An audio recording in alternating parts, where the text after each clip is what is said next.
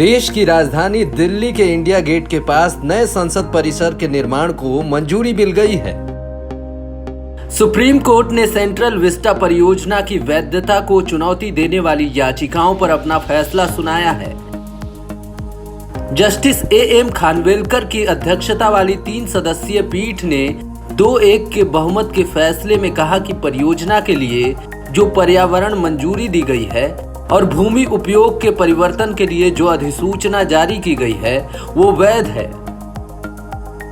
राष्ट्रीय राजधानी में सेंट्रल विस्टा परियोजना के तहत संसद के नए परिसर पुनर्निर्माण योजना में प्रधानमंत्री और उपराष्ट्रपति के लिए नया आवास, प्रधानमंत्री का कार्यालय, सरकारी कार्यालयों के लिए 10 नई इमारतों जिसमें शास्त्री भवन, निर्माण भवन, उद्योग भवन, कृषि भवन और वायु भवन का पुनर्निर्माण शामिल है।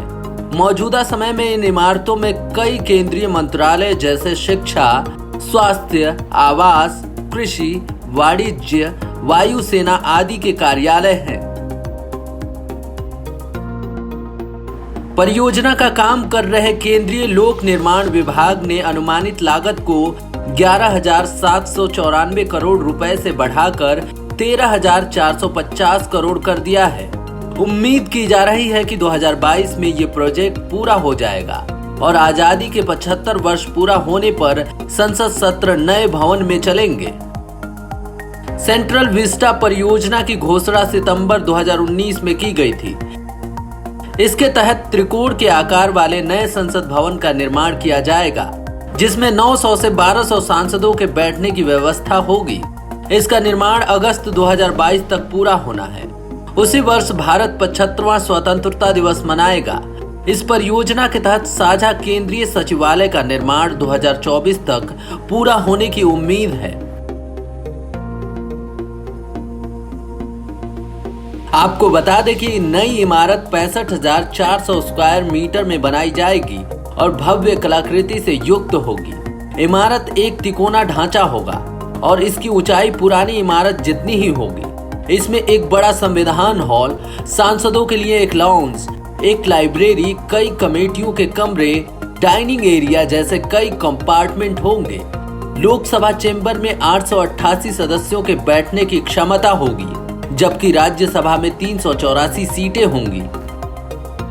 बता दें कि प्रधानमंत्री नरेंद्र मोदी ने 10 दिसंबर 2020 को नए संसद भवन की इमारत का शिलान्यास किया था। 7 दिसंबर 2020 को हुई पिछली सुनवाई में उच्चतम न्यायालय ने कहा था कि उसे शिलान्यास करने पर कोई आपत्ति नहीं है, लेकिन सुप्रीम कोर्ट का फैसला आने तक कोई निर्माण, तोड़फोड़ या पेड़ गिराने का काम न हो। 5 जनवरी 2021 को सुप्रीम कोर्ट ने इस महत्वाकांक्षी परियोजना के निर्माण के लिए मार्ग प्रशस्त कर दिया। अब आइए आपको बताते हैं सेंट्रल विस्टा प्रोजेक्ट में कब क्या हुआ। सेंट्रल विस्टा परियोजना की सितंबर 2019 में घोषणा की गई थी। 11 फरवरी 2020 को दिल्ली हाईकोर्ट ने डीडीए से कहा कि वो परियोजना के साथ आगे बढ़ने से पहले मास्टर प्लान के किसी भी बदलाव को अधिसूचित करने से पहले अदालत का दरवाजा खटखटाए। 28 फरवरी 2020 को दिल्ली हाईकोर्ट की खंडपीठ ने डीडीए केंद्र की एक अपील पर एकल न्यायाधीश की पीठ के आदेश पर रोक लगा दी। 17 जुलाई 2020 को सुप्रीम कोर्ट ने परियोजना से संबंधित पर्यावरणीय मंजूरी और भूमि उपयोग सहित कई मुद्दों को उठाने वाली कई याचिकाओं के एक बैच पर सुनवाई शुरू की।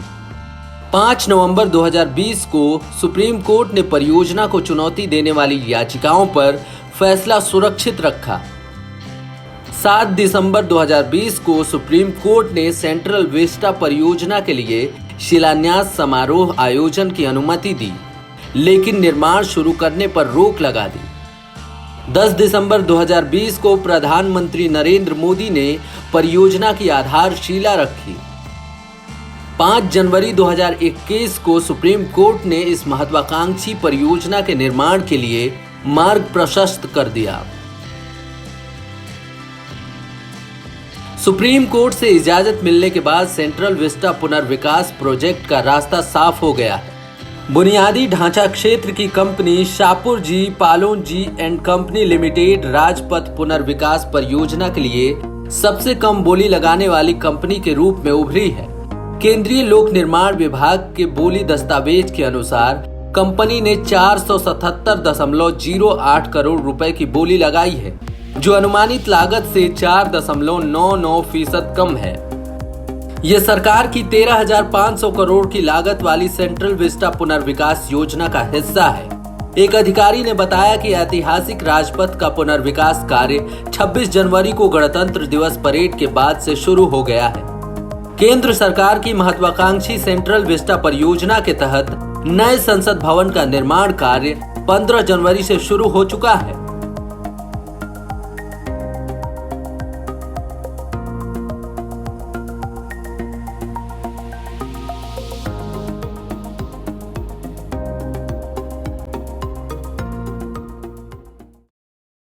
हमारे चैनल को सब्सक्राइब करें और वीडियो सबसे पहले अपने मोबाइल पर पाने के लिए बेल आइकन को दबाएं।